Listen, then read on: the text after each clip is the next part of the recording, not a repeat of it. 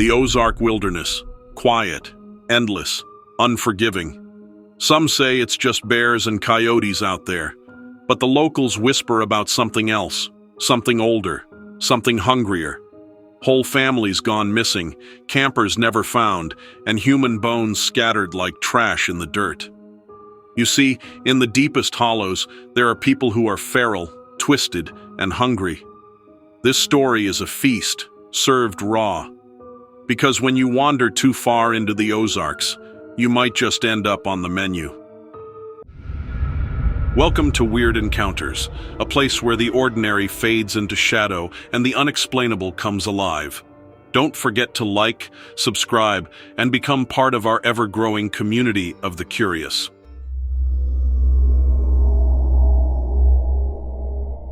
Two men went surveying deep in Missouri's Ozarks. What they found wasn't a cryptid creature, it was human.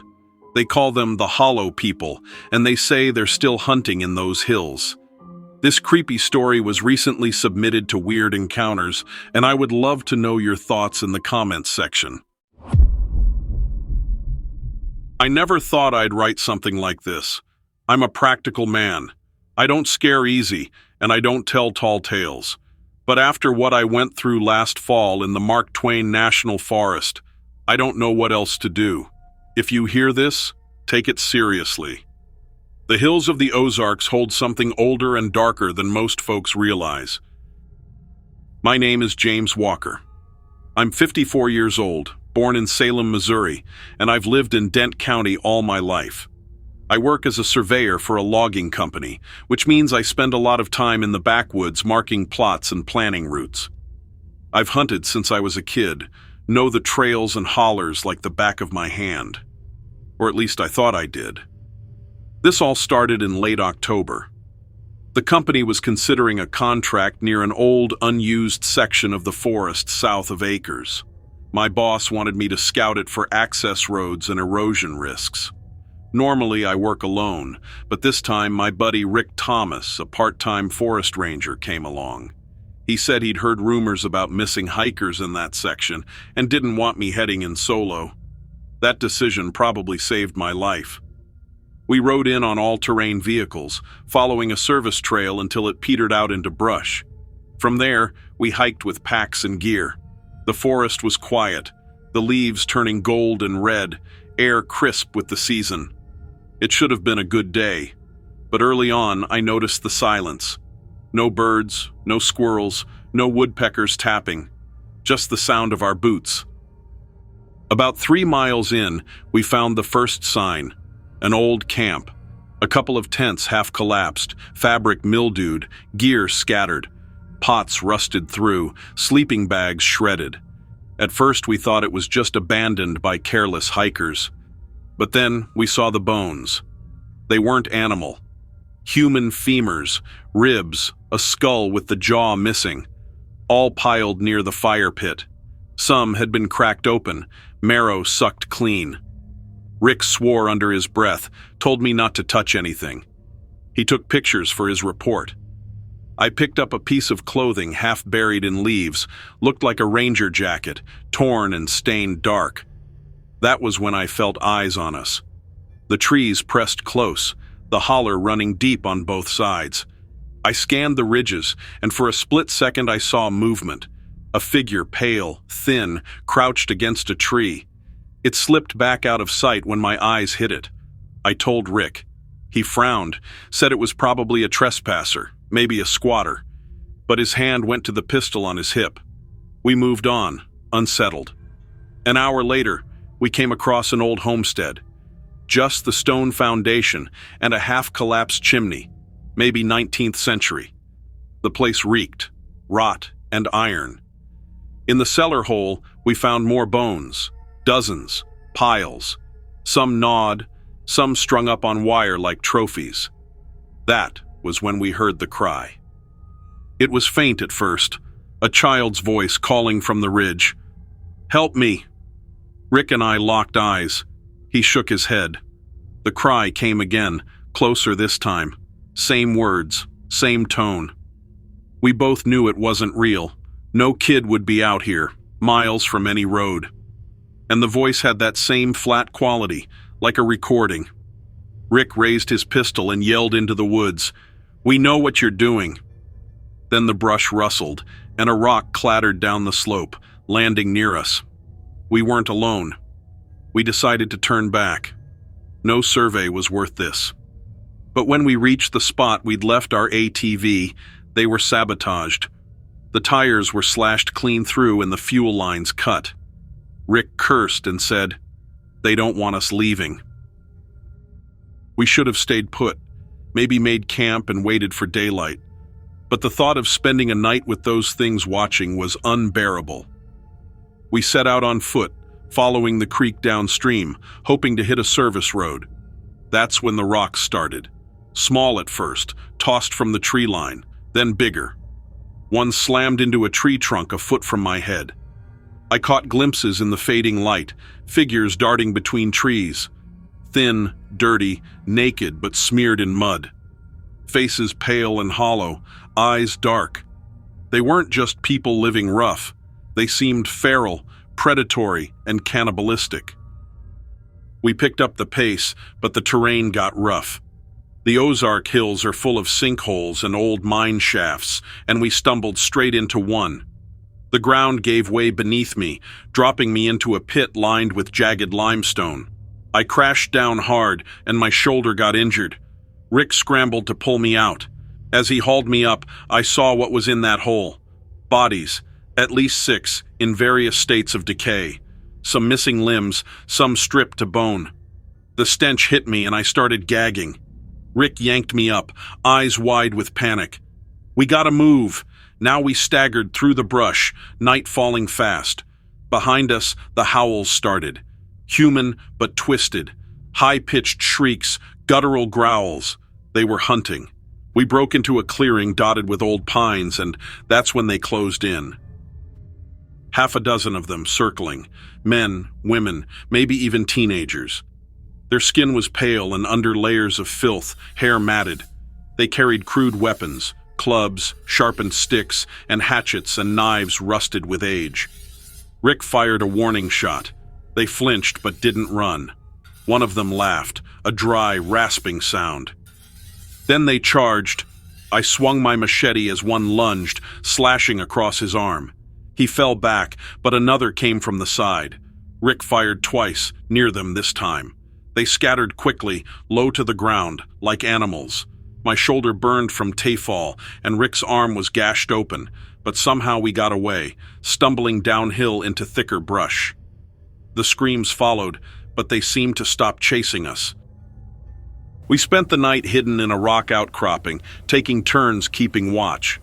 Every so often we heard them moving, sniffing, muttering in voices that weren't words. At dawn, we limped until we found a ranger fire road. Luckily, a truck came down that road by mid-morning. We didn't know what to say except that we were chased by squatters and then got lost. The rangers nodded too quickly, like they'd heard this story before. Rick got his stitched arm at the hospital and doesn't talk about it. He just says he won't go back in those woods. As for me, I still work the forest, but never near that section. If a job calls for it, I turn it down. Some people talk about Bigfoot in the Ozarks or mountain lions, but I know what the real danger is. They're not monsters from folklore. They're human, or they used to be. I call them the hollow people, and I know they're still out there. The authorities won't admit it, but the forests keep swallowing hikers. Some blame wild animals. Others whisper about feral clans that never left the hollers. Either way, in the Ozarks, some roads are better left untraveled.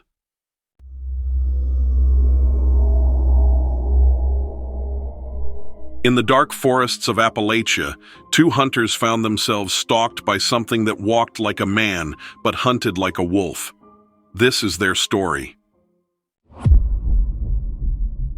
I've held on to this for 6 months, but the nightmares won't quit. I can't keep it bottled anymore. Maybe if I write it down, someone will believe me, or at least explain what the hell we saw. My name is John Weller. I'm 61 years old, retired machinist from Beckley, West Virginia. I've hunted these hills all my life. I know bear, deer, bobcat. I know what the woods sound like when something's off. At least I thought I did.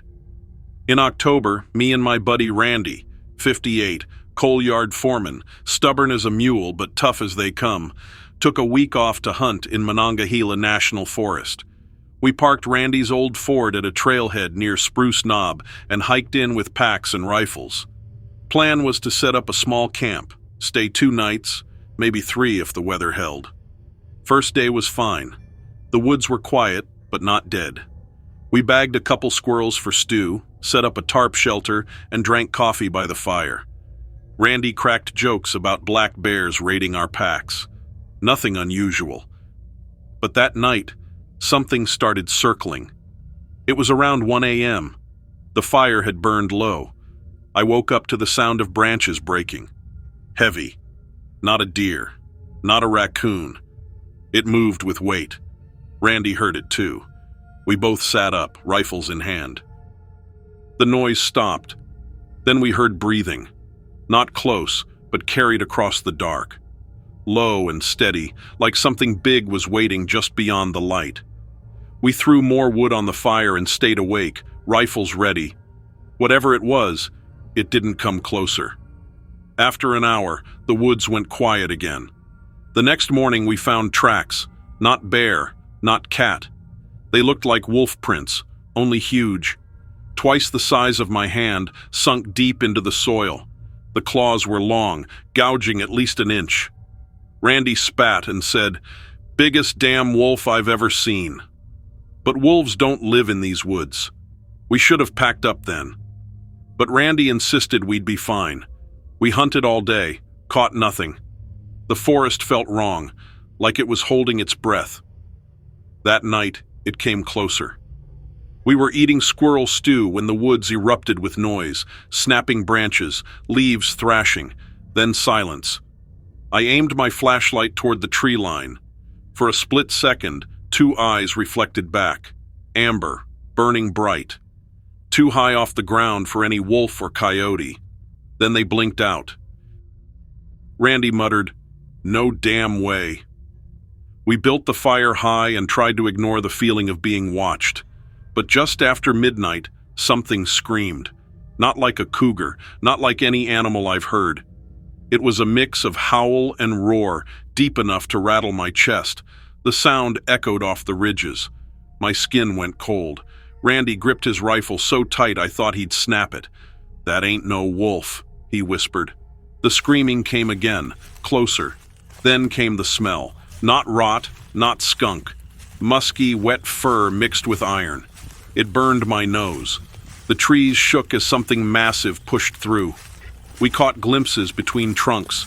Dark fur, long arms, hunched shoulders. Then it stepped into the firelight. It was on 2 legs. Tall as a man, taller, maybe 7 feet. Muscular but lean, covered in dark matted fur. Its head was wolf-like, snout long, teeth gleaming. But its eyes looked too human. It stood at the edge of the light, breathing heavy, steam rising from its mouth in the cold. Randy whispered, "Shoot it." But I couldn't move. My body locked up. It growled low, a sound that vibrated in my ribs. Then it darted forward, impossibly fast, circling just outside the fire. We swung rifles back and forth, trying to track it, but it was everywhere at once. Branches snapped behind us, then to the side, then in front again. It was toying with us. Suddenly, it slammed into the tarp shelter, collapsing it on our gear. Sparks flew as the fire scattered. I fired blindly into the dark. Randy fired too. The gunshots echoed through the forest. The thing roared, a sound so loud I thought my ears would burst. Then silence. We scrambled to relight the fire, hands shaking. For the rest of the night we sat back to back, rifles ready. It didn't attack again, but we weren't alone. At dawn, we found more tracks circling the camp. Not just 1 set, 2, 3, maybe more.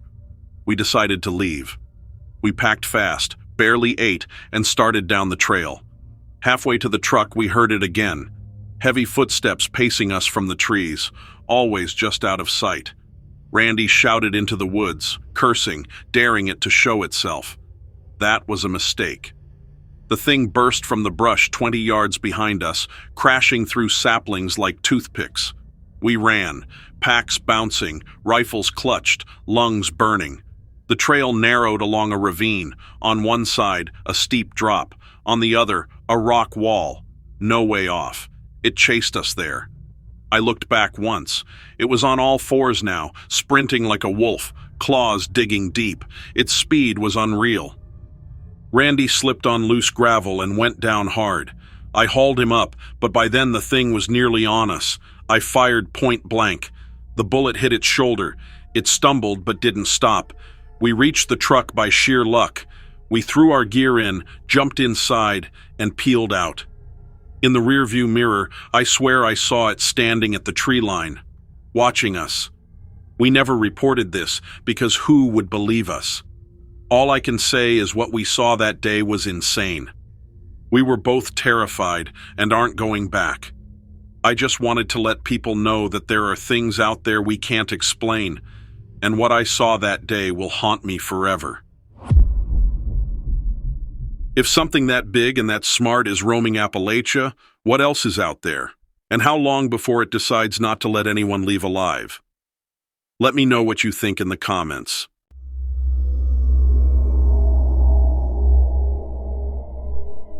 A mechanic and a biologist set out on an airboat survey deep in Florida's Big Cypress Preserve. What they found wasn't a gator, and it wasn't human. He swears reptilian creatures are out there, and the authorities know more than they'll admit. Thank you for giving me a chance to share this with your audience. I'm still trying to come to terms with what I saw. I don't know if anyone will believe it, but I need to say it anyways. If this ends up buried or dismissed, at least I'll know I tried. My name is Paul. I was born and raised in Fort Myers, Florida. These days I make my living as a mechanic, mostly on airboats and swamp buggies. The wetlands are in my blood. My father hunted there, my uncles fished there, and I've been running boats through Big Cypress and the Everglades since I was a kid. What happened in September last year changed how I look at those waters forever. It started with a call from a friend, Mark Leland, a wildlife biologist out of Miami. Mark was in his 40s, sharp as a tack, but always chasing grants and projects that didn't pay well. He said there were strange reports out of Big Cypress, alligators ripped apart in ways that didn't make sense, campers going missing near Turner River, and rangers finding signs they couldn't explain. He wanted me along as backup for a night survey. Nothing official, he said, just documenting. Extra set of eyes. We loaded his research airboat with cameras, spotlights, and audio gear. I brought my usual kit, a machete, a .357 revolver, and spare fuel. We pushed off from a ranger launch at dusk, heading into the preserve. The shoreline was a muddy bank, and something had walked out of the water there. The prints were wide, three-toed, each toe ending in a blunt claw, bigger than a man's boot. They went up the bank, vanished into brush. Mark snapped more photos. I wanted to turn back, but he insisted we push forward, said it could be a new species, something undocumented. His voice was shaking. The sun dropped. Darkness closed in fast. We anchored near a cluster of cypress knees and set up camp on the boat deck. Mark rigged audio recorders, hoping to catch calls or movement. I sat on the cooler, listening. Around midnight, it started. A splash, far off in the dark. Then another. Something heavy moving through the water, and it was circling. We swung the spotlight but caught only ripples. The splashes grew closer, methodical, like whatever it was knew we were watching. We couldn't see it, but it was there. At 1 a.m. we heard it. Not a gator bellow, not a bird call. A low guttural hiss that rose into something almost like speech. It echoed across the water, sending chills through me. Mark whispered, "That's not an animal." The airboat rocked suddenly, as if something massive had passed underneath. I gripped the railing, scanning the black water. Then came the deception. From the cypress behind us, a voice repeated, same tone, same words, exactly the same. It didn't sound human. The rocking grew violent. The whole boat lurched. A clawed hand slapped the side, green-black webbed fingers curling over the rail. I swung the spotlight and saw it. The creature hauled itself partly out of the water, scales gleaming, muscles rippling under slick skin. 7 to 8 feet tall at least, it looked like it had rows of teeth. Its eyes glowed pale green, reflecting the light. It hissed again, water dripping from its jaws. Mark froze. I drew the revolver and fired. The shot echoed across the swamp. The thing dropped back with a splash. The airboat engine sputtered, then died. I yanked the starter again. Nothing. It was dead, and we were stranded. The water around us started to erupt in ripples. Shapes moved just below the surface, circling. Mark was frantic, fumbling with gear. He dropped his bag, and something heavy clattered out. It was a tag, waterlogged and stained. I picked it up and noticed it wasn't his. It was a park ranger ID that was half shredded. That was when the realization hit me. They had taken people before. The boat rocked again, harder. One of them slammed the hull. Another climbed the cypress roots nearby, its scales glistening, eyes locked on us. We had no way back, no working engine. Mark grabbed the flare gun. We'll scare them. He fired into the air. Red light bloomed above us.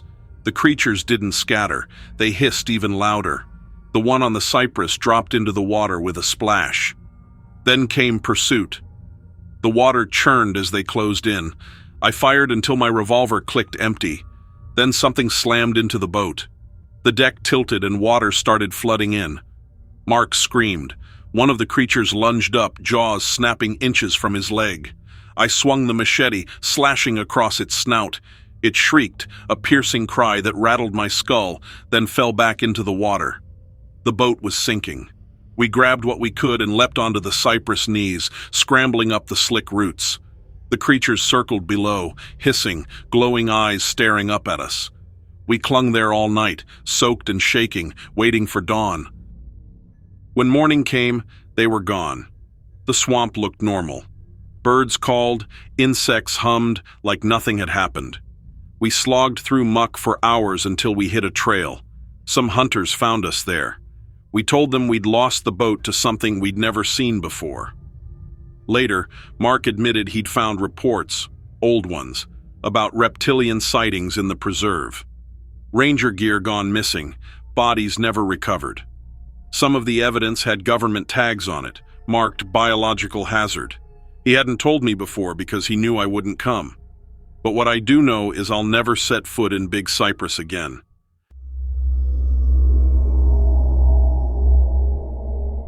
A contractor and his friend went scouting near Salt Fork State Park in Ohio. What they found wasn't just a predator, it was something straight out of nightmare. He says the cover-up is real, and the danger is worse than anyone admits. Listen, then decide if you believe him. Let me know what you think in the comments. Thank you for giving me a chance to share this story. I don't know if anyone will believe me, but I can't keep it inside anymore. What happened out there wasn't just an animal encounter. It was something that shouldn't exist, and I'm not the same man I was before that night. My name is Dan Callahan. I'm 46, born in Youngstown, Ohio, and these days I live in Cambridge. I work as a heavy equipment operator, mostly doing site prep and road work. In July, I picked up some side work with my buddy Eric, a contractor who had a job clearing storm debris near Salt Fork State Park. That place is big, forests, ridges, and ravines, and it can swallow you whole if you wander too far. We went out there after hours one weekend to scout a new route in for the trucks. We figured no one would care as long as we stayed off the main campgrounds. That night is burned into me like a scar. We parked Eric's old F-250 on a dirt service road, loaded with chainsaws, a gas can, and a couple of work lights. The plan was simple: hike down an old deer trail to see if it cut close enough to the downed trees we needed to remove. If it did, we'd come back with the machines. We had a cooler of water and a thermos of coffee. It was just supposed to be a 2-hour walk, tops. The forest was quiet, too quiet for midsummer. Usually the cicadas scream so loud it's hard to think, but that night the only sound was our boots in the dirt and the crunch of dry leaves. Eric joked that it felt like walking into a cemetery. About a mile in, we found something that didn't fit. A torn-up deer carcass lay just off the trail, not eaten clean like coyotes would do. Its ribcage was spread open, like something had ripped it apart with hands. The spine was snapped, twisted the wrong way. There were claw marks across the hide, 4 deep grooves that sank right into the bone. Eric muttered a curse and took a step back. I knelt down and saw something stranger. Pieces of the deer were missing, not chewed, but carved away. Clean cuts, like with a knife. That was the first sign. We pushed on, both of us rattled. We didn't talk much. I kept looking over my shoulder. The light was fading, the trees turning black against a purple sky. About half an hour later, we found more evidence.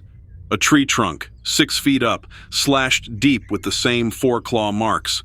The gouges were fresh, wood chips still curled at the base. Eric pulled out his phone and snapped a picture. He said we'd show the ranger station in the morning, maybe get a warning put up for campers. But he never got the chance. Not long after, we heard it.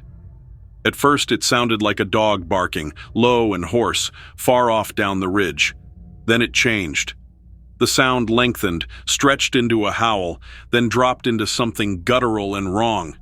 It shook through my chest like bass from a speaker. Eric froze, eyes wide. I could see his lips moving, but no sound came out. The howl cut off, and the forest went dead again. We should have turned around. Any sane men would have. But Eric swore we were close to the section of trees we needed to check, maybe 500 yards. He didn't want to waste the trip. Against my better judgment, I followed him. We found the clearing right before dark. The storm had blown down 6 big oaks, tangled like matchsticks across a gully. Perfect job for the skid loader. Eric was scribbling notes when I caught movement at the far edge of the clearing. Something tall. It stepped out from the tree line. At first I thought it was a man, maybe a hunter, but it was wrong in every way. The thing stood at least 7 feet tall, with a body like a man but bulkier, covered in short, dark fur. Its head was canine, like a wolf stretched upright, with a snout full of teeth and ears pointed sharp. The shoulders were massive, arms long enough that its clawed hands nearly brushed its knees. Its legs bent backward at the joint, like a dog's hind legs, and its eyes, yellow, reflective, like a predator's. It looked straight at us. Eric swore under his breath and fumbled for the work light in his pack. I hissed at him to stop, but it was too late. He clicked it on, blasting the clearing with harsh white light. The creature snarled, loud, a sound like metal tearing. It dropped to all fours and bounded forward 3 steps before stopping again, teeth bared. We both stumbled back. I yanked the pistol from my belt, a .38 I carry when I'm out in the woods, and leveled it. My hands shook so bad I thought I'd drop it. I call it a Dogman because that's the only thing it could be. It didn't charge. Not then, anyways.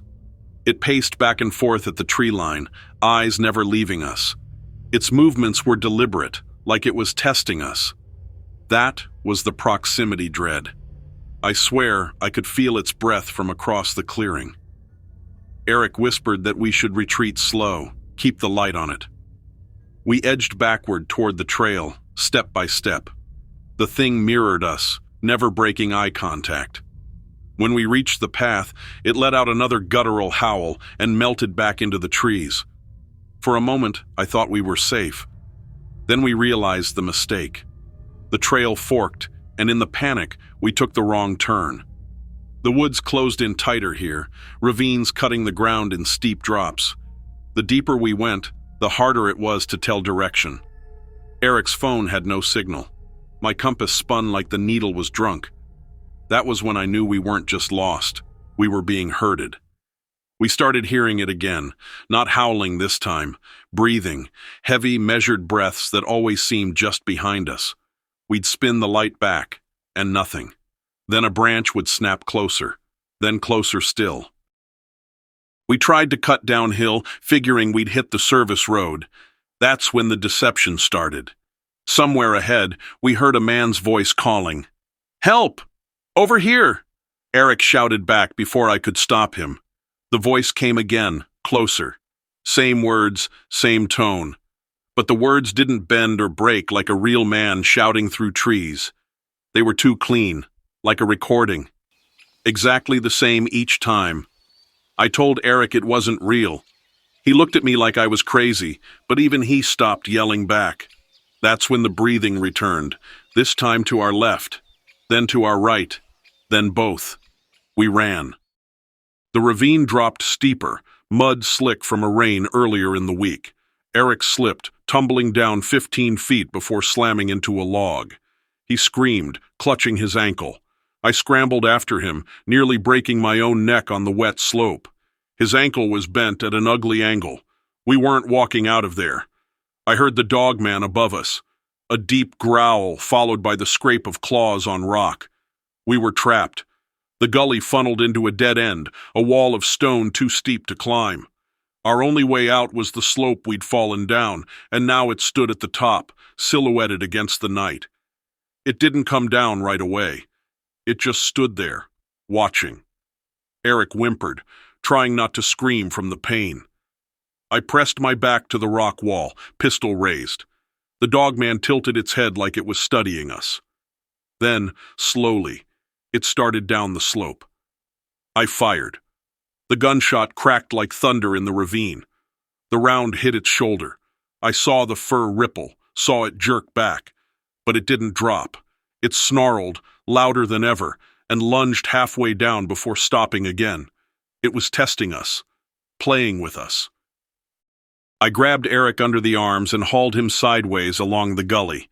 We found a narrow drainage tunnel, half hidden by brush, barely wide enough to crawl through. I shoved Eric in first, then dragged myself behind, the pistol in one hand, my boots pushing against mud. The Dogman roared behind us, furious now. Claws scraped stone as it tried to force itself into the tunnel. Its arm shot in, claws raking the dirt inches from my foot. I fired again, the muzzle flash blinding in the tight space. The thing yanked its arm back with another snarl. We crawled until our lungs burned. The tunnel spat us out in a ditch by the service road, 100 yards from the truck. We didn't stop running. Eric half-hopped, half-dragged himself with my help. The truck loomed in the dark like a miracle. We threw ourselves inside and slammed the doors. As I fumbled the keys, the Dogman stepped out onto the road behind us, clear as day in the taillights. It stood tall again, chest heaving, blood dripping from its shoulder where I'd hit it. And then, it smiled. Not a snarl. A smile. Teeth bared, lips curled back like it knew it had all the time in the world. I floored the gas. We got Eric to the hospital. Broken ankle, sprains, bruises. He doesn't talk about what we saw. When people ask, he says we spooked a black bear. But I know what I saw. I know what chased us. The next day, I went back to the ranger station, tried to tell them. They wrote a report, nodded politely, and told me to let the professionals handle it. When I checked back a week later, there was no record of my report.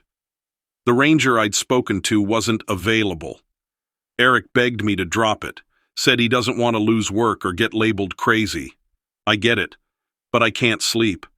I keep hearing that breathing outside my window at night, even though I live miles from the woods. If anyone hears this, please be careful out there. Salt Fork isn't safe. Something lives there, and it's hunting. The forest may look peaceful from the road, but step too far inside and you may not come back the same. The men survived, barely. But the thing they met is still out there, waiting for the next lost traveler. And so, another strange encounter fades away. A trick of the mind, or something far more unsettling. That's for you to decide. Thank you so much for watching my stories. Make sure you hit that like button, subscribe, and turn on notifications. Your support is what keeps this channel going.